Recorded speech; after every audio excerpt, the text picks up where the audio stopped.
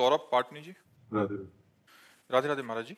महाराज जी, 2019 में पुलवामा हमले में आतंकियों से मुठभेड़ में मुझे दोनों पैरों में गोली लग गई। 4 साल संघर्ष के बाद भी मैं चोट से उभर पाया हूं अभी, परंतु पैरों में दिक्कत फिर भी शुरू ही है महाराज जी। महाराज जी कह रहे हैं कि उनका कष्टप्रद और संघर्षपूर्ण जीवन रहा है, उसके बाद भी मनवांछित प्राप्ति नहीं हो रही और समस्याओं का समाधान। आ, देशभक्ति के लिए तो पहले हम आपको प्रणाम करते हैं कि आप हमारे देश के लिए संघर्ष किए, आप दुख प्राप्त किए। बकाया जब तक हम अध्यात्म के द्वारा अपने पूर्व पापों का नाश नहीं कर देते, तब तक हमारी जो अंदर की चाहत है वो पूर्त नहीं होती। बाहरी चाहत पूर्त होना हमारे अंदर की मांग नहीं है, बात समझ लेना। क्योंकि फाइनल में जब हम यहाँ से जाते हैं, तो चूंकि हम शरीर तो है नहीं, तो शरीर यहीं छूटता है। तो शरीर के साथ जितना कमाया हुआ होता है वो सब यहीं छूट जाता है, शरीर के संबंधी यहाँ छूट जाते हैं। फाइनल में आपके पास क्या होता है? आपका किया हुआ कर्म, पाप कर्म या पुण्य कर्म। लेकिन अंदर की जो मांग है वो सुख है, वो शांति है। देख लीजिए, जिनको हम किसी वस्तु, व्यक्ति, स्थान, पद पर आरोपित करते हैं कि इस वस्तु से, इस व्यक्ति से, इस स्थान से, इस पद से हमें सुख शांति मिल जाएगी, वो नहीं है।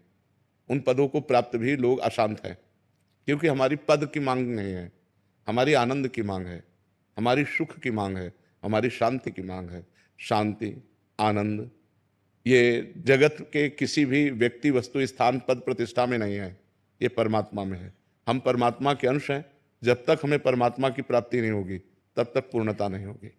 नहीं तो आप तो मान लो अपने हृदय की केवल बात जानते हो। हमारे पास भगवान की कृपा से हर पद प्रतिष्ठा वाले लोग आते हैं, तो एक जन साधारण आदमी जैसे परेशान है ना, ऐसे वो परेशान है।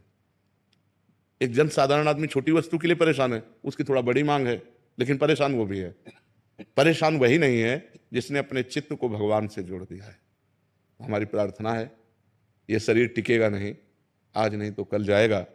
वो कार्य कर लो जिस कार्य के लिए आए हो। देशभक्ति का कार्य तो हुआ, अब भगवत भक्ति का कार्य कर लो। नाम जप करो और चित्त भगवान से जोड़ दो, तो इस स्थिति में भी आप आनंदित रहोगे।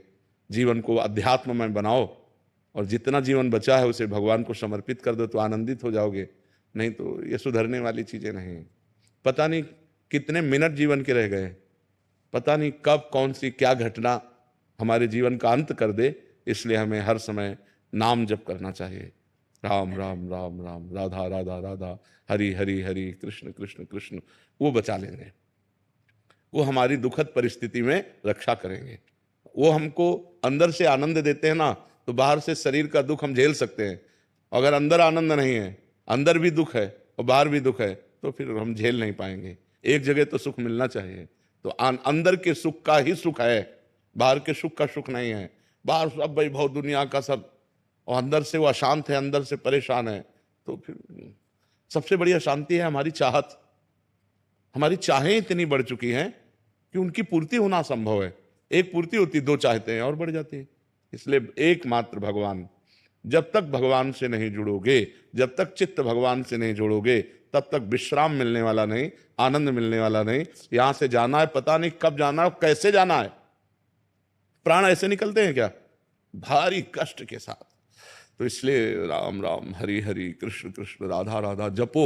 तुम्हारे पाप नष्ट हो, तुम्हारा मंगल हो। बिना अध्यात्म के तुम्हारा जीवन बिल्कुल सुखी नहीं रहेगा, चाहे जो कुछ एकत्रित कर लो। ये आपका साहसी और परोपकार युक्त कार्य रहा, जो आप हमारे राष्ट्र के लिए अपने शरीर को कष्ट में डाले हैं।